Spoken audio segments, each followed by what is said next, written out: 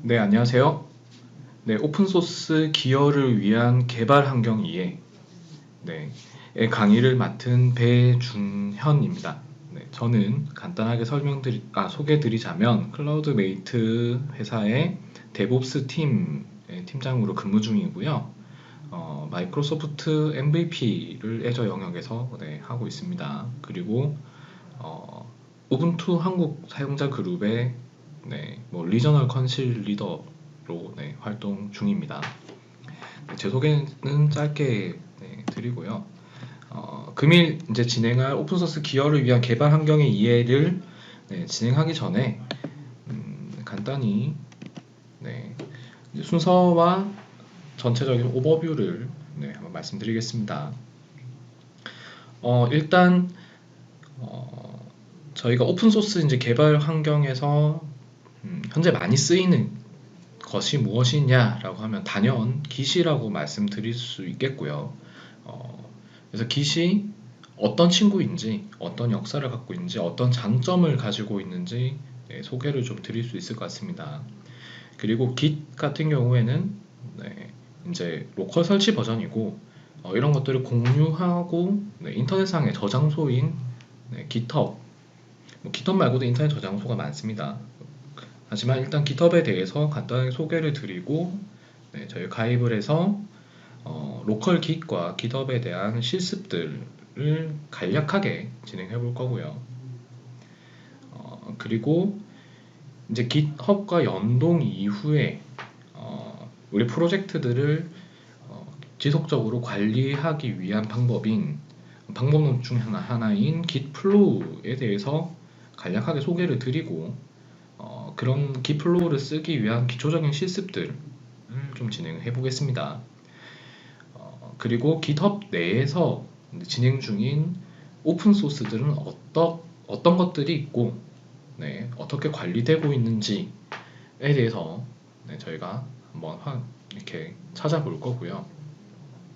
오픈 소스에 대한 기여 그리고 코드를 변경하기 이전에 오픈 소스 라이선스들이 어떤 것들이 있고 내가 결국 오픈 소스를 기여도 할 거지만 향후에 오픈 소스 활용하는 것에 있어서 어떠한 라이선스들이 있고 어떠한 것들을 주의해야 되는지를 한번 살펴볼 거고요. 그리고 나의 프로젝트, 나의 GitHub 저장소에서도 저희가 몇 가지 봤던 라이선스들을 실제로 적용해서 해당 레퍼지토리의 프로젝트는 특정 오픈소스, 특정 라이선스를 적용하고 있습니다. 를 적용하는 것까지 실습을 해볼 겁니다. 그리고 마지막으로 오픈소스 컨트리부톤, 저희 공개 소프트 쪽에서 진행 중인 오픈소스 컨트리부톤을 소개를 드리면서 마무리를 할 수 있을 것 같아요. 자, 저희가 Git을 이제 소개시켜 드리기 전에 많은 학생 여러분들의 현재 상황들 그리고 제가 겪었던 그 상황들을 한번 이야기해 볼까 합니다. 일단 조별 과제라고 예를 하나 들고요. 저희가 보통 조별 과제 혹은 팀 프로젝트를 진행하시다 보면 팀 과제이기 때문에 이제 3명 내지 4명 정도로 이렇게 하나의 조를 짜서 보통 진행을 합니다. 조를 짜서 진행하다 보면 팀장, 조장의 USB는 보시는 그림처럼 중복되어 있는 파일들을 계속 저장하는 문제가 생깁니다. 언제가 최종인지가 알 수 없는 거죠. 처음에 최종 취합이라고 얘기했다가 발표 자료 전까지 그렇죠. 계속 압축 파일이 늘어나면서 용량도 계속 늘어나게 돼요. 그렇죠. 이렇게 용량이 늘어나게 되는데 최종 발표에 보면 보통 대부분의 내용들을 제일 앞쪽의 내용들 포함하고 있죠. 포함하고 있음에 불구하고 USB 이 내용들 전체 다 담는다고 하면 그렇죠. 한 100메가 정도 되는데 저희한테 필요한 건 딱 하나죠. 최종 버전이 필요한 거고 앞에 버전들은 그렇죠. 그냥 기록들이 어떻게 되어 왔는지 히스토리를 보통 그냥 가지고 있습니다. 이게 저희 문서 파일이나 조별 과제뿐만 아니라 프로그래밍 단계에서도 사실 마찬가지의 절차를 밟아왔다 라고 말씀드릴 수 있을 것 같아요. 그래서 이런 것들을 이제 해결하기 위해서 중복 제거도 해야 될 것이며 히스토리 관리도 해야 될 것이며, 그죠? 히스토리 관리도 돼야 될 것이며, 뭐 여러 가지 편의상 같이 협업하기 좋은 도구들을 만들기 위해서 프로젝트, 그러니까 코드에 대한 형상 관리를 이제 시작하게 됐습니다. 보통 버전 컨트롤이라고 해서, 네, 버전 컨트롤이라고 해서 이렇게 변경분에 대해서 저장한다든가 여러 가지를 진행하려고 하는데, 거기서 현재 많이 논의되고 있는 게 이제 Git이라는 친구가 있죠. Git 아니면 Git이라고 부르는데요. 자, 그러면 저희가 Git이라는 이야기가 나왔기 때문에 Git을 써야 되는지 말아야 되는지 한 번쯤 논의를 해볼 필요가 있겠다라고 하지만, 그렇죠. 여기 화면에 보시다시피 이미 논의가 끝났습니다.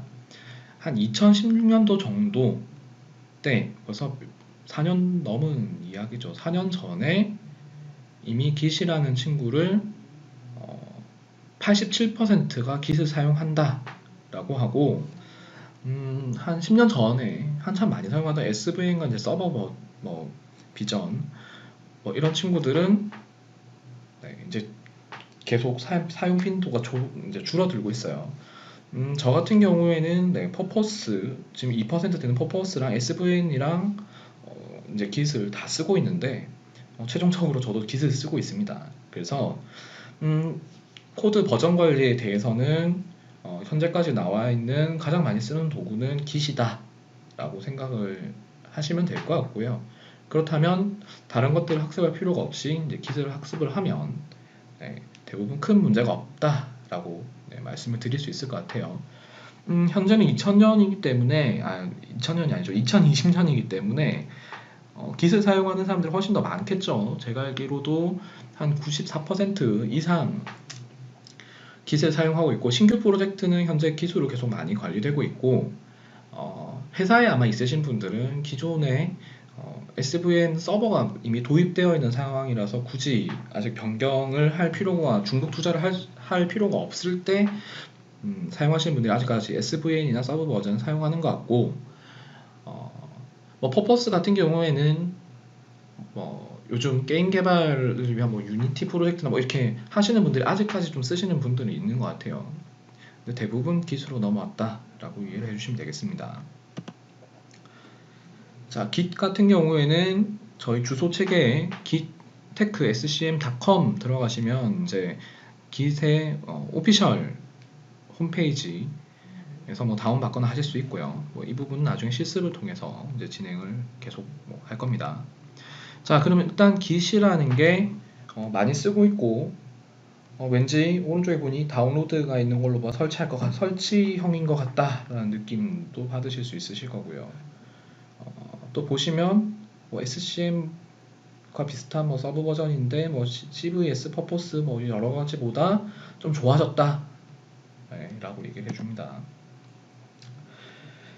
자, 저희가 이제 버전 관리를 위한 여러 방법들이 있는데, 예전 얘기 조금 할게요. 로컬에서 버전 관리한다. 자, 처음 보여드렸던 조별 과제의 형태와 사실 거의 비슷합니다.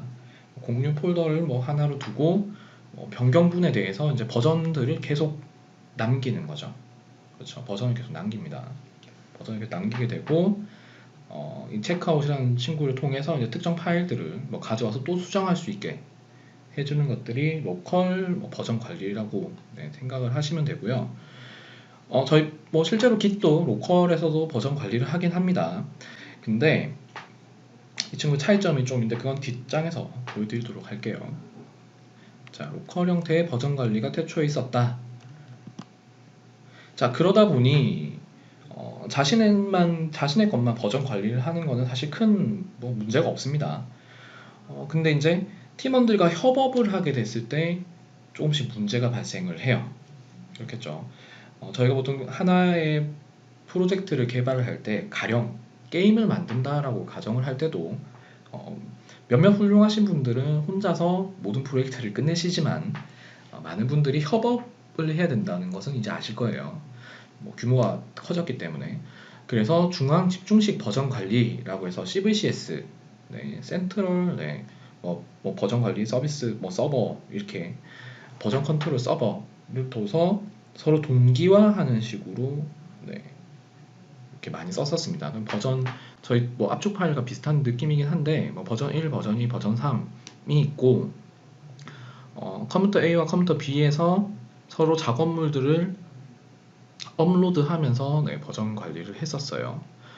이 친구 같은 경우에는 동시에 하나의 파일을 동시에 수정을 했을 때 뭐 지금도 마찬가지긴 합니다. 컨플릭트가 여전히 났었고요.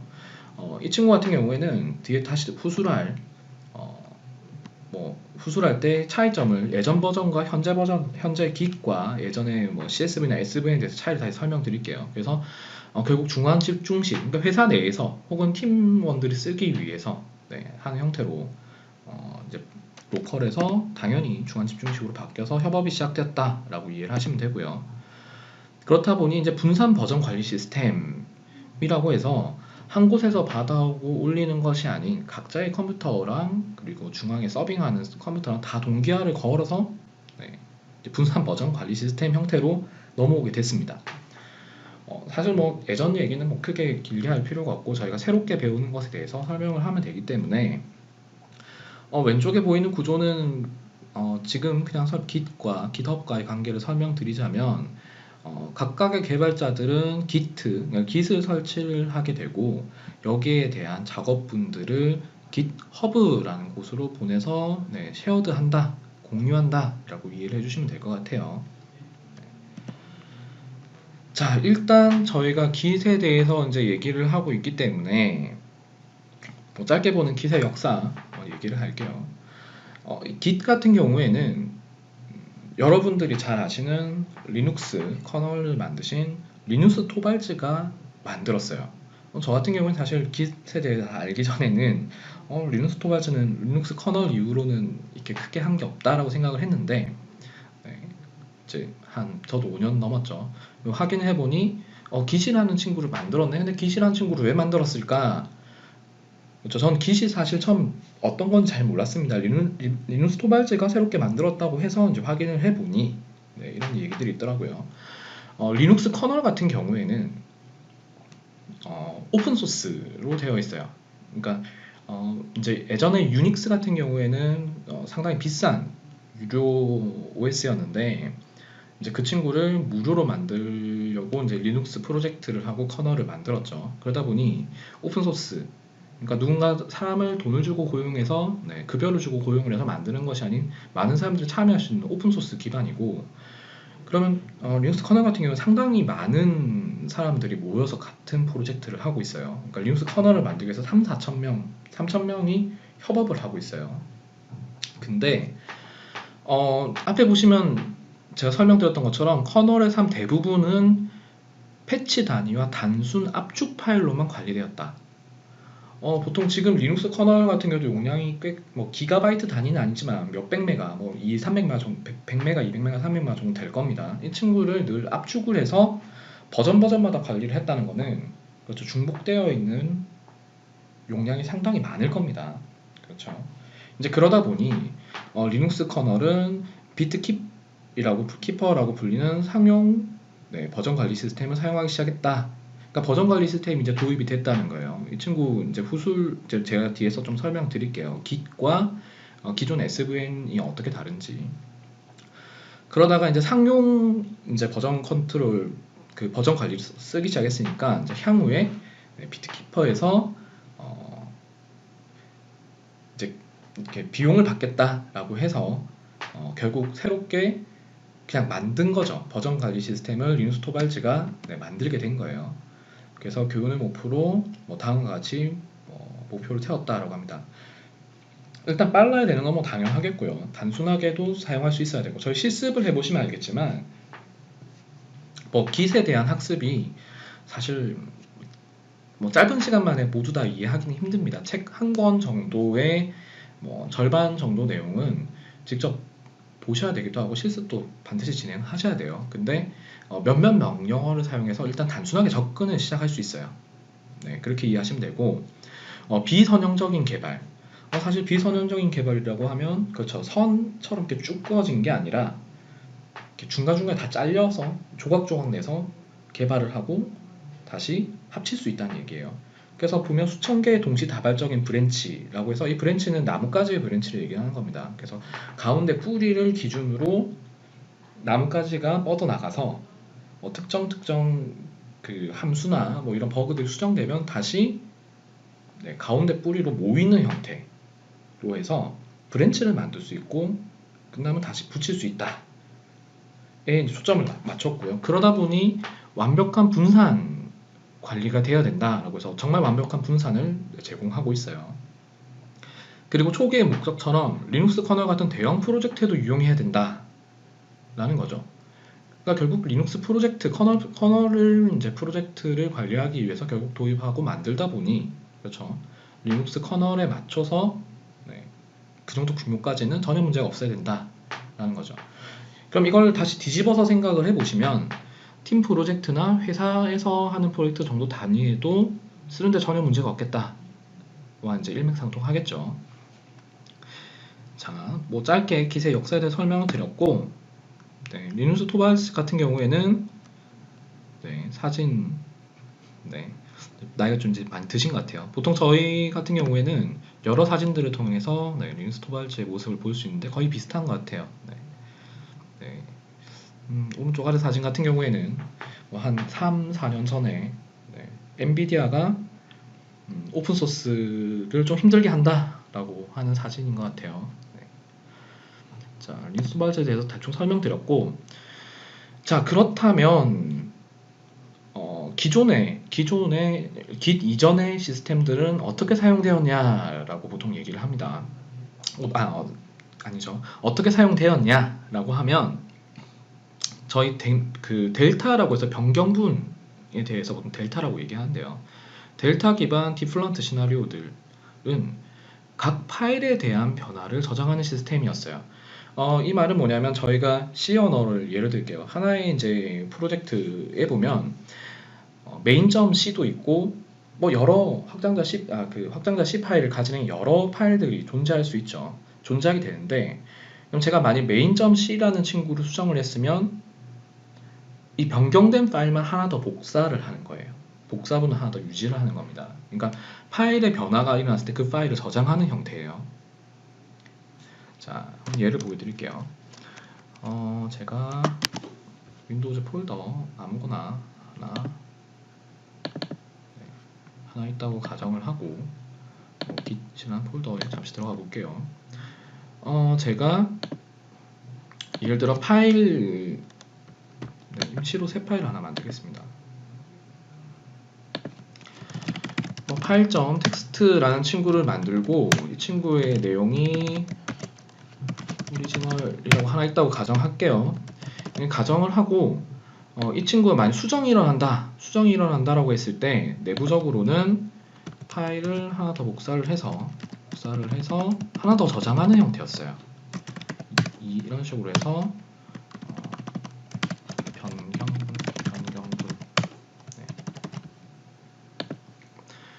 그럼 이 폴더 전체를 압축한다라고 했을 때, 가지고 있다고 했을 때,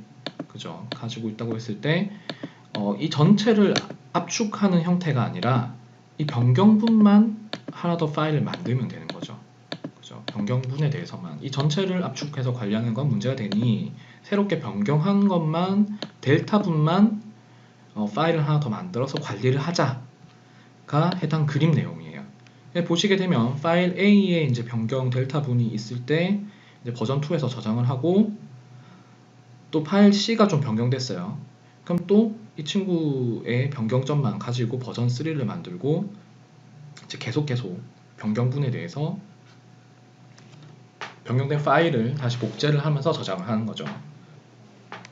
그러다 보니 이러한 형태도 나쁘지는 않아요. 기존 전체 폴더나 전체 파일 자체를 전부 다 압축 파일로 이제 관리하는 것보다 변경이 일어난 파일만 새롭게 추적을 하기 때문에 큰 문제는 없다라고 생각을 했었는데, 이제 그것도 용량이 크다는 거예요. 용량이 크다고 해서 스냅샷 기반의 시나리오로 이제 바뀝니다. 스냅샷 같은 경우에는 이제 디플런트랑 무엇이 다르냐고 하면 이 친구는 서로 비교를 해서 비교가 되었을 때, 그러니까 디플런트가 발생했을 때를 기준으로 파일을 하나 더 만드는 거고요. 스냅샷 같은 경우는 증분값 기반으로 만들게 됩니다. 그러니까 새롭게 추가된 증분값을 기록한다는 거예요. 자, 그래서 제가 앞에 보여드렸던 이제 파일들을 하나 더 열어볼게요. 파일을 열게 되면 이 친구 이제 오리지널이라는 친구죠. 오리지널이라는 친구고 제가 새롭게 추가해서 증분값이라고 추가를 하면 기존의 파일은 오리지널이었고 새롭게 이 파일 내에서 쓰여진 값이 증분값이라는 이 글자가 쓰였죠. 그래서 첫 번째에는 오리지널이라는 값만 있고 두 번째에는 증분값이라는 게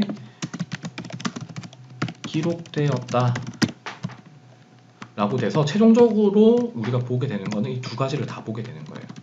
그래서 증분값 기반으로 계속 기록을 남겨요. 그럼 파일 단위가 아니기 때문에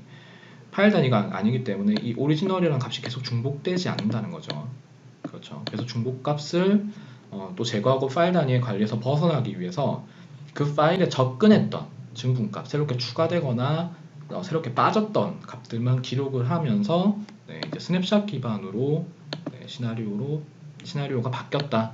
그러면 중복 제거에 좀 더 효과적이다 라고 이해하시면 되는 거예요. 그래서 중복 제거가 좀 더 효과적이었다. 그러면 더욱더 큰 프로젝트를 진행하더라도 압축 파일만 관리하던 시대에서 지나서 변경분 파일만 관리하던 시대를 또 지나서 파일 변경이 일어났을 때 파일을 복사한 형태가 아닌 실제 내부에 추가된 것만 이제 가지고 가는 거예요. 그렇죠? 그러면 대부분의 중복을 제거할 수 있을 것 같다는 느낌이 듭니다. 그래서 보면 이제 수직 수평으로 약간 바뀌었죠, 그죠? 수직 수평으로 바뀌고 해당 내용들 이제 증분값 형태는 대체 무엇을 의미할까라고 이제 생각하실 수가 있는데 이건 제가 뒤에 이제 보여드릴 짧은 실습을 통해서 이 친구가 스냅샷 기반이구나라고 이해하시는데 큰 문제가 없으실 거예요. 그래서 아마 앞에 설명드렸던 내용이 조금 어려우신 분들은 제가 실습을 통해서 제가 다시 이해할 수 있도록 준비를 해놨기 때문에 쭉 따라오시면서 실습까지 간단하게 진행해 보시면 스냅샷 기반의 시나리오를 이해하실 겁니다. 자, 그럼 저희가 깃에 대한 이제 설명은 간단하게 끝났고 깃은 결국 쓰면 된다, 배우면 된다 라고 말씀드렸는데 이제 깃허브라는 이름을 한 번쯤 들어보셨을 거예요. 옥토캣, 오른쪽 마스코트가 옥토캣이라고 해서 고양이랑 문어랑 합쳐놓은 옥토캣이라는 친구가 있는데 자, 그럼 깃허브는 뭐냐 라고 얘기가 나올 겁니다. 이제 깃 같은 경우에는 제가 처음에 이제 사이트에서 보여드린 사이트의 스크린샷을 보여드린 바와 같이 로컬에 설치를 하는 친구예요. 깃은 로컬에 설치를 하는 친구고 지금 보시는 깃업 같은 경우에는 인터넷 기반의 공유 저장소를 뜻하는 겁니다. 깃업 말고도 다른 것들이 있어요. 깃 랩이라든지 비트버킷, 깃 크라켄 등등의 여러 가지 설치형도 있고 인터넷에 바로 올려서 쓸 수 있는 친구들이 있는데 지금 시장에서 가장 큰 이제 인터넷 저장소는 깃허브이 있고요. 깃허브 같은 경우에는 얼마 전에 비싼 가격에 마이크로소프트에 팔렸다고 매각이 됐습니다. 매각이 됐고 보시게 되면 이제 중요한 게 깃허브 같은 경우에는 4천만 명 정도의 유저를 보유하고 있다고 합니다. 지금은 4천만 명보다 훨씬 더 많이 늘었어요. 5월 중순쯤에 MS에서 발표를 들어보니 한 7천만 명 정도의 유저가 깃허브를 쓰고 있는 것 같아요. 정말 많죠. 4천만 명만 해도 대한민국의 인구 규모랑 거의 비슷합니다. 그리고 1억 개의 저장소들, 보통 4천만 명에서 보통 한 2개 내지 3개 정도 만들어서 쓰고 있다, 인터넷 저장소 쓰고 있다 라고 합니다. 그 중에서 한 2,800만 정도는 이렇게 퍼블릭, 그러니까 공유되어 있는 레파지토리, 누구나 접근할 수 있는 레파지토리라고 되어 있고 최근에 깃허브 같은 경우에 이슈가 원래 프라이빗 레파지토리, 그러니까 회사 혹은 회사 내에서 혹은 친구끼리나 초대자끼리만 공유할 수 있는 숨겨진 저장소를 원래는 비용을 받았었어요. 4달러였나? 4달러 정도의 한 사람당 4달러 정도의 비용을 받고 했었는데 프라이빗이 이제 무료로 풀렸습니다.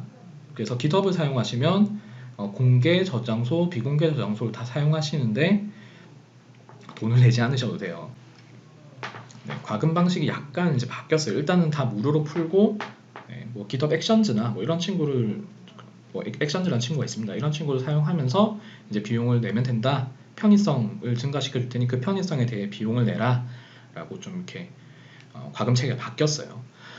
자, 그래서 GitHub도 많이 쓰더라 라고 이해를 하시면 되고, GitHub에서 제공하고 있는 장표를 보시면 네, 유저들이 이렇게 색깔별로 좀 많이 쓰는 부분들을 알 수 있고, 뭐 영미권이나 뭐 북유럽 쪽, 그리고 네, 호주 정도에서 상당히 많이 쓰고 있는 것 같아요.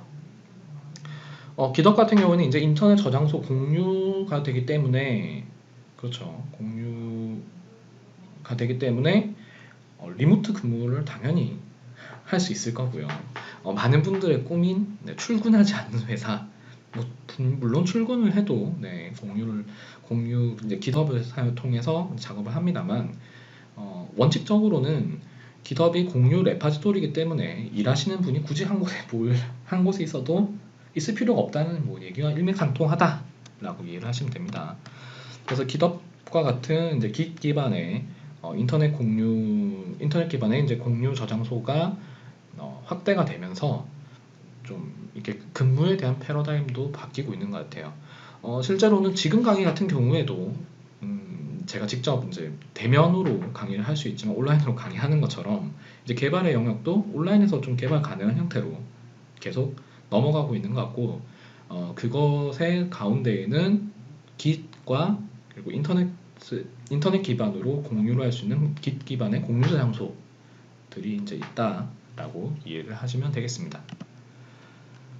네, 결국 이제 빨간색 부분, 이 주황색 부분이 Git이 되는 거고요. 이 노란색 부분이 GitHub가 되는 겁니다. 아까 살짝 설명드렸었죠.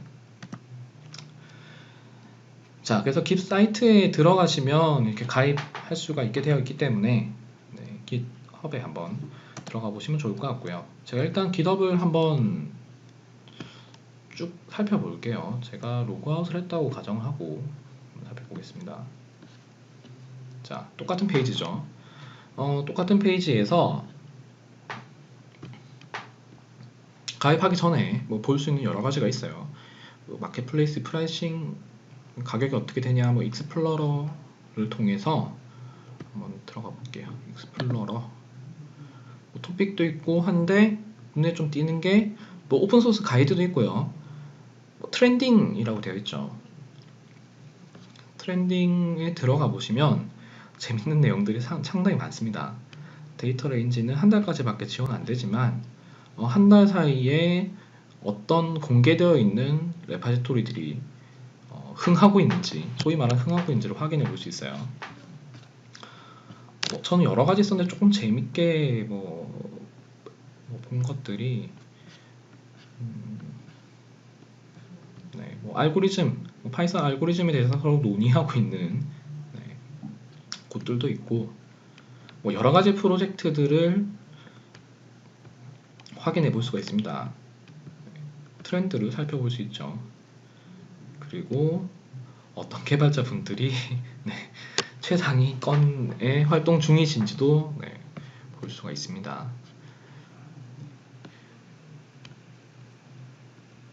뭐 Git을 보시면, GitHub를 보시면 여러 가지 기능들에 대해서 설명이 되어 있어요. 네. 이제는 뭐 액션즈라고 해서 저장소, 그러니까 버전 컨트롤 이상의 기능도 제공하기 시작했고, 그러니까 자동으로 코드를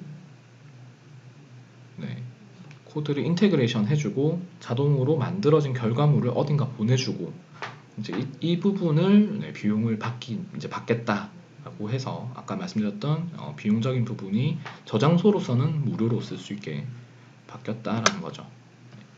자, 이 정도 보시면 Git과 GitHub에 대해서 간단히 설명을 드린 것 같고요. 계속 실습을 통해서 어떻게 우리가 사용할 수 있는지 확인해 보도록 하겠습니다.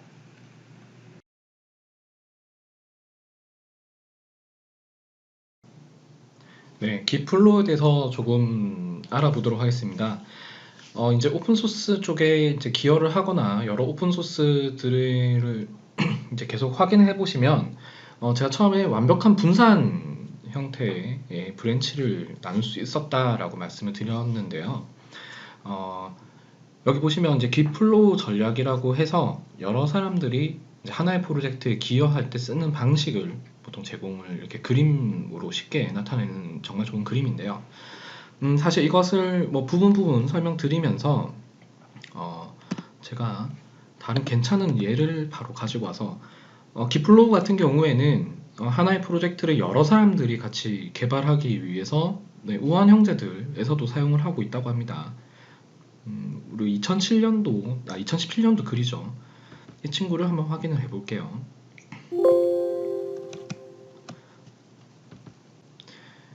자, 깃플로우를 사용하게 된 뭐 이유라든지 뭐 이런 쪽은 아까 그림을 보면서 설명을 좀 드릴게요. 구성 같은 경우에는 대부분 사실 비슷한 똑같은 구성을 사용하고 있습니다. 빨간색 부분들은 이제 개인의 로컬, 그러니까 PC가 될 거고요. PC가 될 거고, 이 파란색 같은 경우에는 이제 업스트림이라고 해서 최종적으로 모이는 곳이고, 여기 리모트 레파지토리가 각자의 뭐 깃허브이 될 수 있겠죠. 깃허브 같은 리모트 레파지토리랑 같이 푸시를 거쳐서 작업을 한 다음에 이 작업 완료분들을 다시 모아주는 거예요. 다시 모아서 하나의 모듈 단위, 뭐 업스트림으로 개발을 하고 이것들을 계속 반복하는 형태로 네, 진행을 하는 전략을 깃플로우 전략 중에 이제 하나라고 얘기를 합니다. 깃의 여러 전략 중에 하나인 깃플로우라고 하는데 깃플로우에 대해서 살펴보면 똑같은 그림이 있어서 제가 해당 내용을 차용을 하는 거예요. 이제 마스터 브랜치라고 해서 기본 뿌리가 되는 이 친구들은 특정 작업들이 끝나면 보통 태그들을 달아서 버전을 관리를 해요. 그러니까 뭐 베타 버전, 그리고 옆으로 특정 기능들이 또 개발되고 나면 뭐 또 베타 버전 0.2. 그래서 특정 버전들까지 브랜치를 통해서 개발을 쭉 하고 나면 이제 버전 1 이런 식으로 보통 많이 정합니다. 그래서 보통 브랜치를 나눌 때 마스터 초기 브랜치를 기반으로 이 브랜치를 여러 곳으로 복사를 해서 각자 개발을 해요. 그래서 개발자들이 브랜치 이제 디벨롭 브랜치에서 브랜치라는 이름 디벨롭으로 만들어서 쭉 개발을 하다가 또 퓨처 브랜치 또 다른 브랜치가 나올 수도 있죠. 예를 들어 게임으로 가정을 했을 때 캐릭터도 움직여야 되고 아이템 인벤토리도 만들어야 되고 또 여러 가지 작업을 해두고 새로운 캐릭터를 또 추가해야 될 수도 있고 새로운 던전을 추가해야 될 수도 있고 그렇겠죠. 그럴 때는 이렇게 나와 있는 버전 이후에 또 새로운 브랜치를 따서 또 작업을 한 다음에 작동이 이상 없는지 다 확인을 하고 여기 브랜치 보면 릴리즈 브랜치나 핫픽스 같은 경우에는 출시 브랜치죠. 출시 브랜치에서 뭐 여러 가지 버그가 있는지 그 다음에 버그가 있으면 또 개발을 하고 이런 것들을 다 정해서 수행을 하고 난 다음 이제 최종적으로 브랜치를 합치고 최종적으로 다 합쳐졌을 때 버그 픽스가 이제 완료되고 다 됐을 때 1.0 버전으로 배포하는 형태. 네. 보통 이런 식으로 많이 관리를 해요. 근데 저희가 앞서까지 진행했던 내용이 마스터 브랜치 내에서만 이제 입력을 뭐 푸시를 하는 것들을 해봤기 때문에 브랜치를 나눠서 한번 관리하는 작업을 네, 실습으로 진행을 해볼게요. 자, 저희 git 배시를 계속 네, 작업을 하게 되면 이제 브랜치라고 말씀드렸던 git branch라는 명령어를 써보시게 되면 네, 브랜치가 틀렸네요. 네, 브랜치라고 하게 되면 현재 마스터 브랜치만 있다라고 하고 네, 여기도 마스터 브랜치를 가리키고 있는 것을 보실 수가 있어요. 저희가 임시로 브랜치를 하나 만들어 보도록 하겠습니다. 브랜치를 임시로 만들 거기 때문에 네, 그냥 임시라고 네, 하나 만들게요. 그래서 브랜치를 만들 건데 임시라는 브랜치를 하나 만들고요. 이렇게 임시라는 브랜치를 만들고 git 브랜치를 통해서 어떤 브랜치가 있냐라고 보게 되면 임시라는 브랜치와 마스터라는 브랜치가 두 개가 있고 현재는 마스터 브랜치를 가리키고 있다 라고 나타내고 있습니다. 자, 여기에서 제가 브랜치를 변경해 볼게요. 브랜치를 변경하는 거는 체크아웃 명령을 써서 임시 브랜치로 변경을 해 보겠습니다. 그러면 브랜치를 이제 임시 브랜치로 변경을 했다라고 하고 깃 배시에서 보시면 이렇게 브랜치가 마스터 브랜치에서 현재 임시라는 브랜치에서 작업을 하고 있다라는 것을 아실 수가 있어요. 자, 여기서 제가 이제 어떻게 나누는 것은 이제 확인했기 때문에 이 나누는 것을 깃허브에 올려서 한번 어떻게 보이는지 한번 보겠습니다. 간단한 임시 파일을 하나 만드는데 main2라는 것을 하나 만들어 볼게요. main2라는 것을 만들고 이 친구를 간단히 수정을 해 볼게요. 친구는 총 작업은 아니기 때문에 저희 C에서는 그죠, 이렇게 주석 처리를 하죠. 캐릭터를 만들어야 함. 이런 식으로 주석 처리만 하나 해서 제가 창을 닫았고요. 이 브랜치도 이제 깃허브 레파지토리에 올려보도록 하겠습니다. 자, 역시 git add 해서 main2.c를 add를 해주고요. git 스테이터스를 해보면 새로운 파일인 main2.c가 생겼다 라고 나와 있습니다. 그 다음에 git commit 메시지 작성할 거예요. main2.c to-do list 작성했다 라고 해서 커밋을 해주고요. 여기서 레파지토리로 푸시를 하겠습니다. 푸시를 하는데 이렇게 푸시를 해주셔야 돼요. 자, 아까는 마스터였었고 이제는 임시 브랜치, 임시에서 마스터 브랜치가 아닌 임시에서 깃허브의 임시 브랜치로 푸시를 해주는 거예요. 그래서 이렇게 한번 입력을 해보고 어떤 변화가 있는지 한번 확인해 보겠습니다.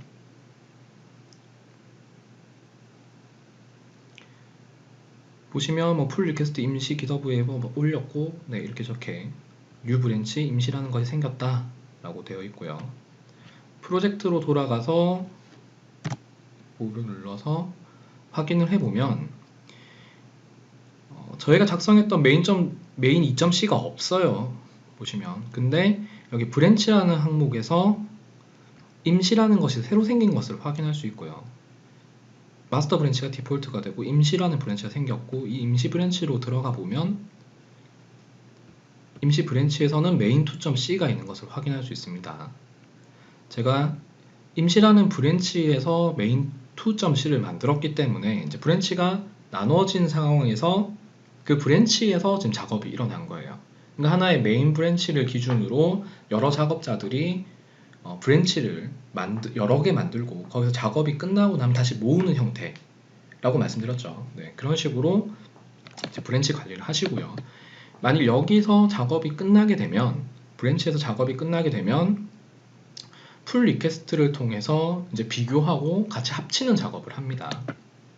여기서 보면 풀 리퀘스트라고 해서 풀 리퀘스트를 보냈는데 main.2에 대한 투두 리스트를 작성했다. 여러 가지 내역들을 작성을 하고 나의 이제 한 주기가 끝나서 브랜치를 합치려고 한다, 머지를 시키려고 한다 라고 해서 이제 풀 리퀘스트를 만들고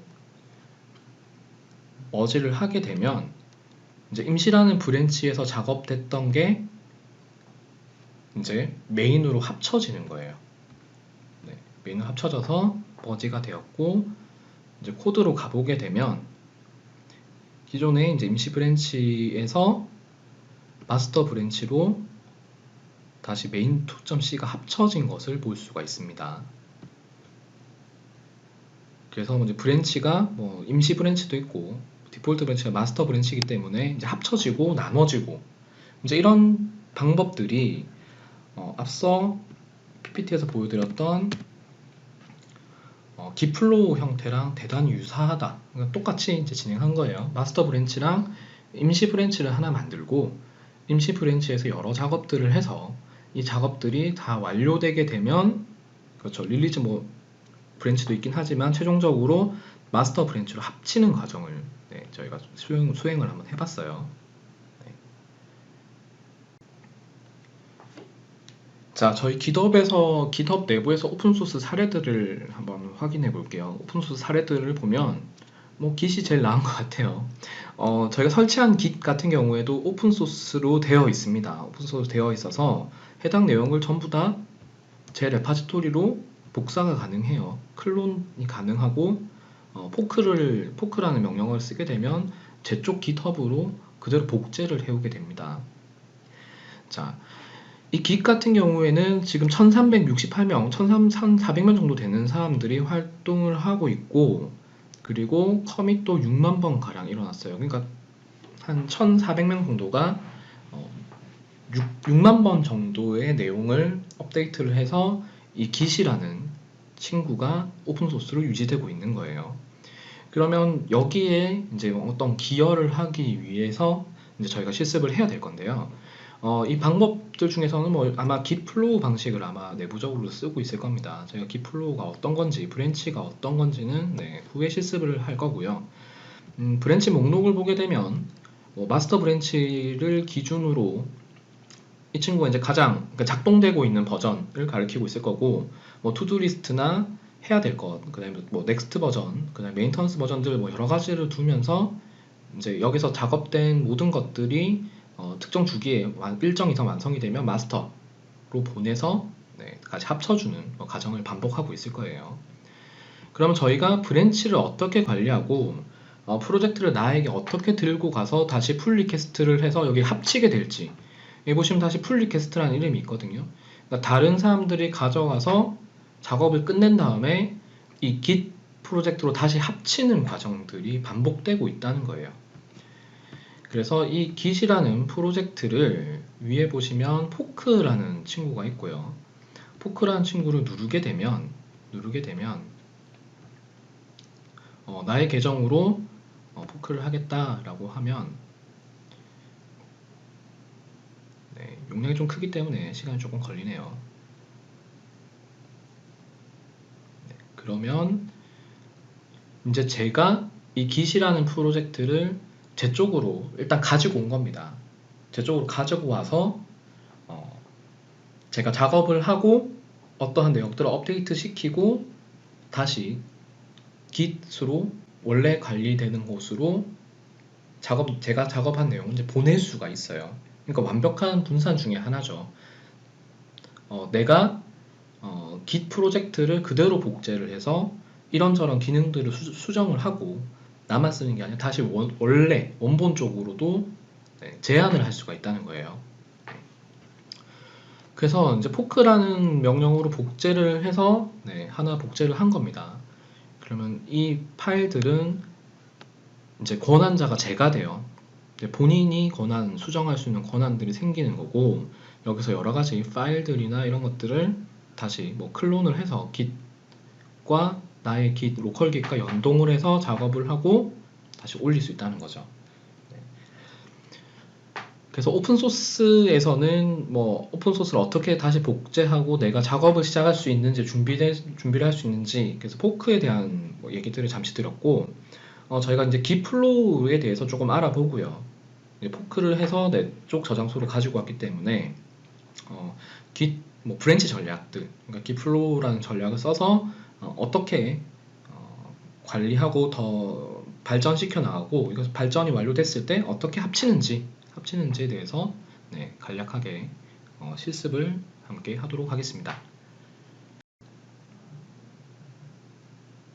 네, 깃허브나 이제 여러 가지 오픈 라이선스들을 활용하거나 이제 깃허브 레파지토리들을 이용할 때 사실 라이선스도 조금 체크를 해야 됩니다. 라이선스 상당히 중요하기 때문에 우리의 프로젝트, 우리의 글들이 뭐 제가 작성될 글들을 뭐 라이선스를 뭐 한다든지 그다음 내가 만든 프로젝트들도 라이선스에서 늘 좀 부여를 해야 되기 때문에 깃허브에서는 어떤 라이선스들을 좀 쉽게 지원할 수 있는 템플릿이 있고 우리가 어떤 것들 적용할 수 있는지 그리고 기존의 라이선스들이 어떤 것들이 있는지 한번 네, 논의해보고 주의점에 대해서 한번 체크를 해볼게요.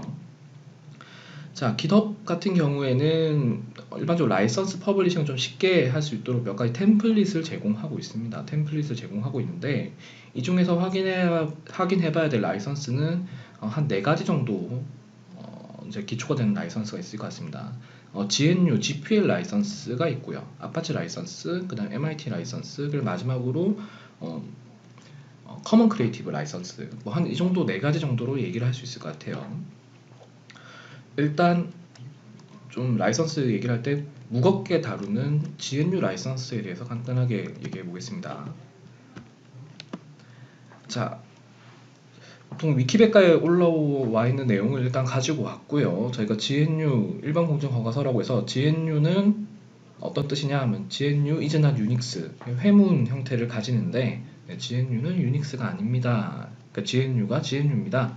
이렇게 얘기를 하고 있는데 GNU Generic Public License라고 해서 GPL이라고 해요. GPL이라고 하는 친구가 있는데 여기 보시면 GPL 프리 소프트웨어 뭐 Free as in Freedom 이라고 해서 나와 있고 여기 보시면 네, 무료 소프트웨어가 아니라 이제 자유 소프트웨어다 라는 것을 아실 수 있어요.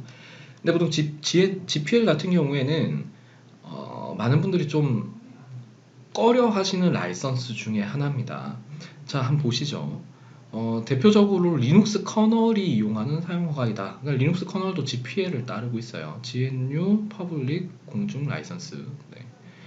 근데 GPL은 가장 널리 알려진 강한 카피레프트. 보통 저희 카피라이트가 있고 카피레프트가 있죠. 그렇죠? 카피라이트는 나의 것, 강한 나의 것인데 카피레프트는 그렇죠. 나의 것이 아닌 거예요. 그렇습니다. 그래서 GPL을 어떤 소스 코드를 저희가 이렇게 보고 있는데 이 친구가 GPL이다. GPL의 소스 코드를 제가 가지고 오게 되면 저의 프로젝트도 GPL을 따라야 돼요. GPL 같은 경우에는 오픈을 해야 되거든요. 카피 레프트를 지켜야 되기 때문에 상당히 무서운 네, 라이선스라고 생각을 해요. 그러니까 기존에 내가 참고할 소스 코드가 GPL이다. 그럼 참고를 하고 제 쪽에 들여오는 순간 제가 만든 모든 코드를 다 오픈을 해야 되는 이슈가 있어요. 그렇죠? 자, 그러다 보니 이제 조금 가볍게 그거보다는 좀 적게 들고 가려고 하는 게 이제 여기 제 마우스 포인트에 보시는 LGPL, 그러니까 레서라는 친구가 붙어 있고 LGPL 같은 경우에는 실제 제품이나 프로덕트에서도 많이 쓰여요. 예를 들어 저희가 특정사를 정의하지 않고 프린터를 하나 이렇게 인쇄 출력하는 프린터를 하나 구매를 해도 LGPL들이 포함되어 있는 프린터가 상당히 많아요. 그래서 프린터에 설치 드라이버를 다운로드 받아보시면 보통 설치만 하시겠지만 안에 자세히 읽어보시면 LGPL 라이선스가 포함되어 있고 LGPL이 포함된 코드는 이거다라고 해서 그 코드를 같이 공개해놔요. 그러니까 LGPL에 있는 코드를 우리 이런 코드를 가져다 썼다라고 해서 그 코드까지 다 보여주는 거. 그 코드를 카피레프트하고 이거를 우리가 만든 것이 아닌 LGPL 라이선스를 지켜서 이 코드를 같이 공개합니다 라고 해서 네, 프린터 드라이브에 다 들어있어요 보통. 네. 그래서 위키 백과 프로젝트와 같이 다른 문서 형태로 널리 퍼졌다라고 되어 있고요. 근데 이제 GPL 라이선스 같은 경우에 지켜야 되는 이유 중에 하나가 미국과 유럽 일부 국가에서 이 GPL 라이선스를 인정해주고 있어요. 인정해준다는 말은 이제 법적으로 허용해주는 그런 판례가 나온 겁니다. 아직 한국에서는 좀 의견이 분분하긴 하지만은 아마 미국과 유럽 일부 국가에서는 법원이 이제 GPL 라이선스를 지키지 않은 문제에 대해서 법적인 이제 해석을 했기 때문에 많은 분들도 중요하게 생각하시고 지켜야 된다라고 이해하시면 되고요. 자, GPL 라이선스 쪽에 제가 순서 좀 잘못됐네요. 네. GPL 라이선스 같은 경우에는 다시 이제 5가지를 설명드리자면 5가지 의무를 저작권의 한 부분으로 강제한다라고 되어 있고, 뭐 프로그램을 어떤 목적으로 사용할 수 있다. 다만 법적으로 제한하는 행위는 할 수 없다. 그러니까 자유 소프트웨어를 얘기하는 거고요. 2번 부분을 보시면 실행 복사본은 언제나 프로그램 소스와 함께 판매하거나 소스 코드를 무료로 배포해야 한다. 되게 무서운 조항이에요. 소스 코드를 무료로 배포해야 돼요. 네. GPL 라이선스를 가지고 있는 소스 코드를 제가 참고를 했을 경우에 복사를 해서 붙여넣거나 했을 때 언제든 자유롭지만 그것을 복사해서 붙여넣는 순간 소스 코드를 무료로 배포해야 된다는 문제가 생깁니다. 그리고 소스 코드를 용도에 맞게 변경할 수 있다. 네, 변경할 수 있지만 무료로 배포해야 되죠. 그리고 변경된 프로그램 역시 소스 코드를 공개 배포해야 된다. 그렇죠. 그 5번째 보면 변경된 소스 코드 역시도 똑같은 라이선스를 취해야 된다. 즉 GPL 라이선스를 그대로 따라야 된다. 라고 해서 상당히 강력한 이제 GPL이라는 것을 알 수가 있고, 이제 그 다음 나오는 게 아파치 라이선스. 네, 아파치 라이선스 같은 경우에는 아파치 소프트웨어 재단에서 자체적으로 만든 라이선스예요. 저희가 이제 아파치 소프트웨어 파운데이션에 대해서 이해가 좀 부족하신 분이 있을 수가 있어서 제가 새 창을 하나 열어볼게요. 아파치 소프트웨어 파운데이션이라고 한번 검색을 해보겠습니다. 자, 아파치 재단은 대체 어떤 곳이기에 라이선스를 가지고 있냐? 20주년이라고 하네요. 자, 아파치 재단에서 관리하고 있는 프로젝트들을 리스트를 한번 볼게요. 어떤 리스트들이 관리되는지. 유명 프로젝트들이 뭐 여러 가지 보이네요. 오픈 오피스도 아파치 재단에서 관리를 해주고 있고요. 뭐 스파크 같은 인메모리 쪽이나 뭐 스톰 인메모리 DB 쪽이나 카프카를 썼을 때 써야 되는 주키퍼라든지 좀 유명한 친구들이 있을까요? 네, 톰캣. 자바 쓰시는 분들 이제 웹 서버처럼 쓰려면 톰캣 사용해야 되죠. 톰캣이라든지 또 빅데이터 분석하시는 분들 뭐 하이브도 많이 쓰시죠. 하이브라든지 메시지 큐라든지 이런 정말 중요한 프로젝트들, 많이 사용하는 큰 프로젝트들이 아파치 재단에서 관리를 하고 있어요. 네, 하둡도 보이네요. 하둡도 보이고 플링크도 보이고 카프카도 보이고, 네. 알려진 많은 프로젝트들이 아파치 재단에서 관리를 하고 있죠. 그러다 보면 저작권에 대한 부분도 이제 아파치 라이선스에서 이제 관리를 하는 거예요. 자, 아파치 라이선스를 보시면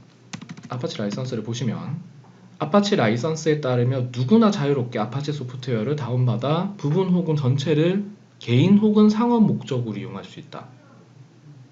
그리고 재배포 시에는 원본 소스 또는 수정한 코드를 반드시 포함시켜야 되는 것은 아니다. 그러니까 가져와서 쓰고 판매할 수 있다는 거예요. 상업적인 목적으로 사용 가능하고, 그 다음 배포 시에도 전체 코드를 오픈을 해야 되지는 않는 거예요. 하지만 아파치 라이선스다라고 하는 부분은 명확히 밝혀야 된다는 거죠.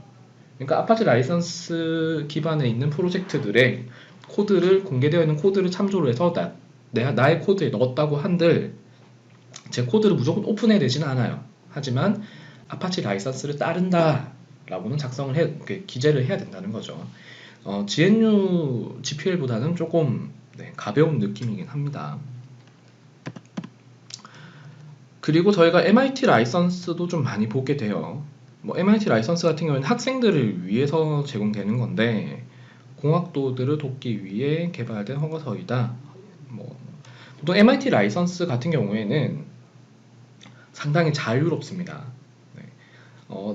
지금 화면에서도 보시다시피 GNU의 GPL이 너무 엄격하기 때문에 그것을 피하기 위해서 이제 MIT를 많이 보통 쓰는데, 굳이 카피 레프트도 아니고 카피 라이트도 아니고 선택을 할 수 있고, 오픈 소스 여부와 상관없이도 제 사용을 인정하는 거예요. 그러니까 상용을 써도 된다, 난 상관없다 상관없다라는 거예요.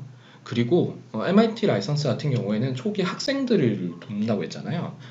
보통 이 라이선스, 그러니까 MIT가 적혀 있는 것 같은 경우에는 MIT 라이선스의 소프트웨어를 써서 부작용이 발생했을 때도 책임지지 않는 면책 조항을 같이 포함하고 있어요.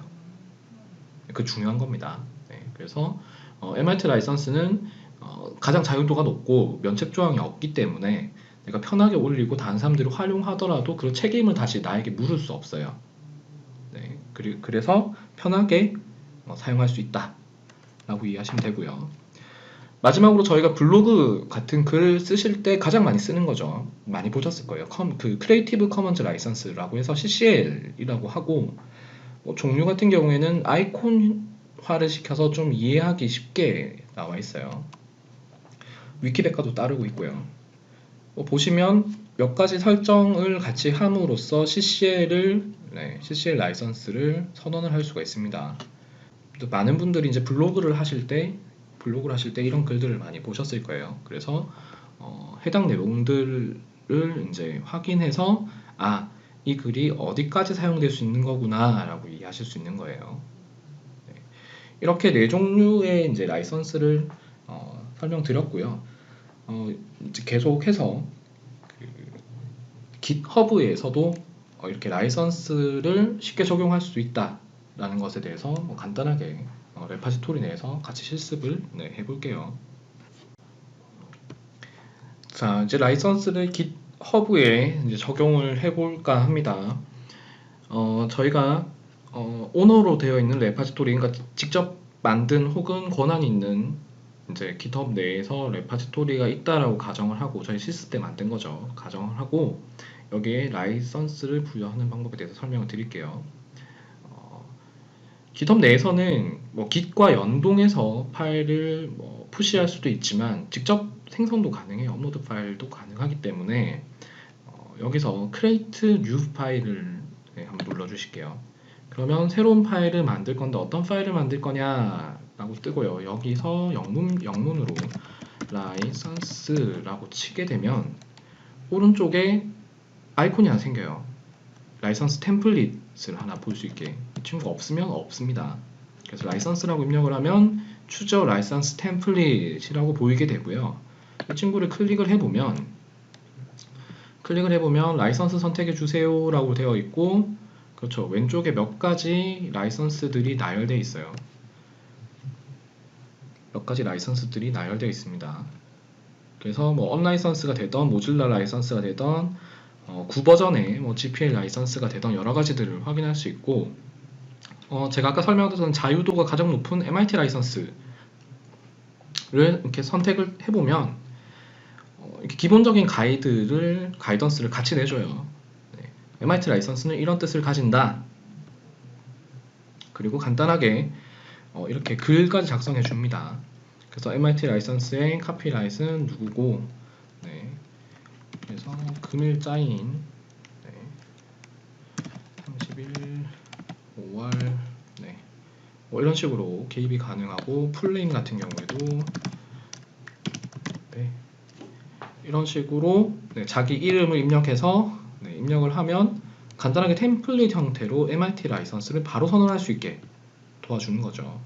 그래서 리뷰 앤 서밋을 누르게 되면 라이선스 파일을 하나 설정해 주는데, 기본적으로 이렇게 문서들을 다 만들어 주고요. 이 친구를 일단 마스터 브랜치로 바로 그냥 커밋하도록 하겠습니다. 이렇게 하면 이제 라이선스를 이제 부여를 제가 직접 했고요.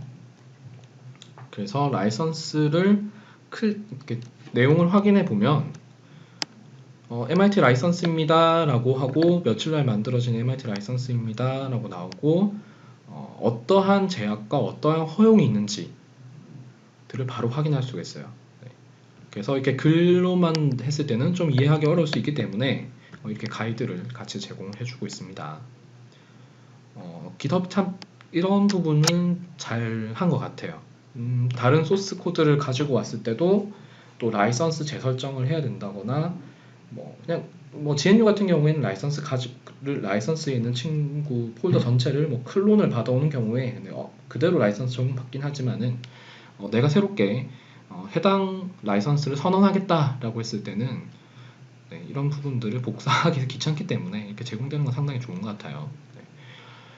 이렇게 저희가 GitHub 내에서 create new 파일을 통해서 라이선스 템플릿을 이용하는 방법에 대해서 한번 확인을 해봤고요. 네, 이렇게 여러 가지 간단한 실습들을 통해서 학생 여러분들이 오픈소스 기여를 위해서 개발 환경을 어떻게 설정해야 되는지 등에 대해서 간단하게 실습도 저희가 진행을 했었고 GitHub에서 라이선스도 선정하는 방법들에 대해서 실습을 했었습니다.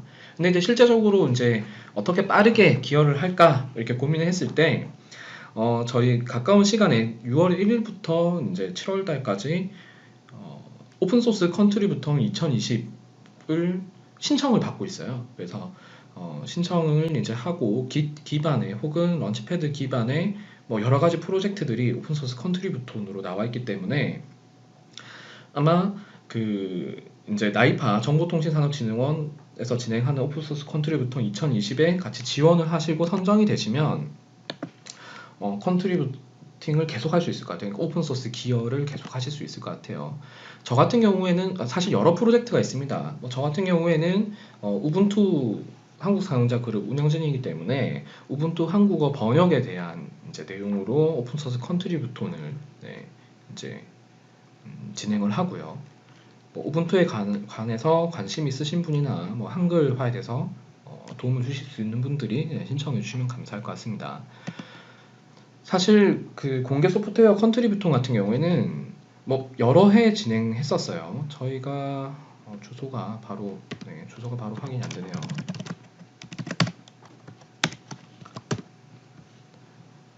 자,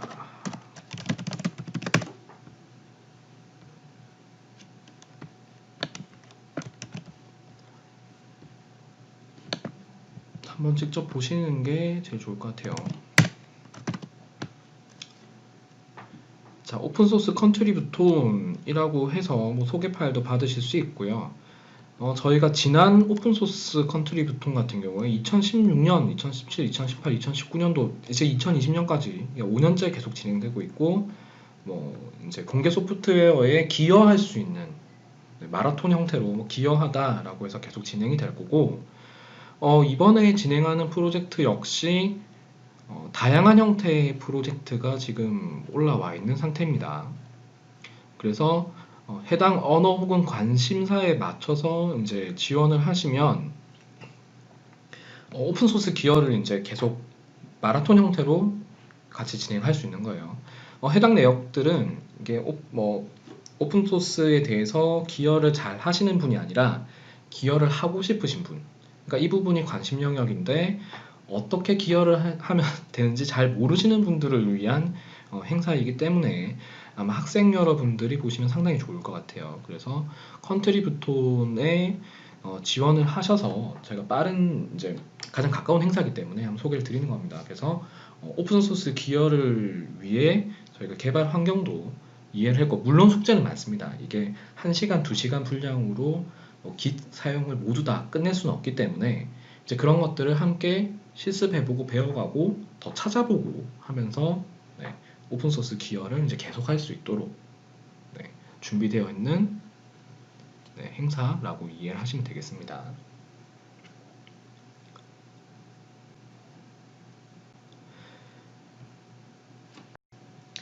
자, 전체적으로 리뷰를 한번 해볼게요. 저희가 오픈소스 기여를 위한 개발 환경 이해의 가장 첫 걸음인 Git이라는 친구가 있다라는 것을 이해를 했고요. 그 다음에 GitHub과 간단한 연동 실습, 그리고 Git과 GitHub 연동 이후에도 계속 지속적인 코드 업데이트와 여러 가지 기여를 위한 방법론 중에 하나인 Git 플로우에 대해서 간단히 설명을 드렸고요. 그 다음에 브랜치를 다룰 수 있는 방법에 대해서 짧게 소개를 드렸습니다. 그리고 GitHub에서 제공되고 있는 여러 오픈소스들이 무엇이 있는지, 어떤 형태를 가지는지, 이런 친구도 GitHub에서 관리 중이네? 라고 저희가 한번 확인을 했었고요. 그리고 오픈소스이기 때문에 이 친구를 막연히 아무렇게 가져다 쓰면 안 된다라는 취지로 오픈소스에 대한 라이선스를 한번 말씀드렸습니다. 그리고 향후에 우리가 기여할, 계속 지속 작업할 GitHub 레파지토리, 나의 레파지토리에 이제 라이선스들을 적용하는 실습까지 해봤고요. 마지막으로 기존의 오픈소스, 거대한 이제 리눅스 커널이나 이런 곳에 직접적으로 바로 참가하시기는 좀 힘들어요. 그래서 학생 여러분들이 좀 빠르게 가볍게 이제 배우면서 진행할 수 있는 뭐 컨트리뷰톤, 공개 소프트웨어 컨트리뷰톤까지 소개시켜 드리면서 네, 이렇게 한 2시간 정도, 2시간 남짓 안 되는 시간 동안 여러 가지를 논의해 봤습니다. 사실 제가 다시 한번 당부의 말씀을 드리고 싶은 부분은요. 이렇게 짧은 시간 내에 이렇게 진행하기엔 좀 내용이 조금 많습니다. 사실 git 플로우 같은 것만 해도 실무 레벨까지 다 실무에서 적용할 정도로 다루게 된다면 학습을 조금 많이 하셔야 돼요. 그리고 제가 알려드렸던 git 명령어들도 사실 몇 가지 안 됩니다. 뭐 여러 가지 스탯이라든지 뭐 체리픽이라든지 여러 가지 배울 수 있는 것들이 많아요. 그래서 책이나 뭐 여러 자료들을 통해서 배우실 수 있기 때문에 이 부분은 숙제로 남겨드리고 네. 또 학생 여러분들이 오픈소스 기여를 좀 편하게 할 수 있도록 안내드렸다라고 생각하시면 되겠습니다. 네. 강의는 여기까지 진행하도록 하겠습니다. 감사합니다.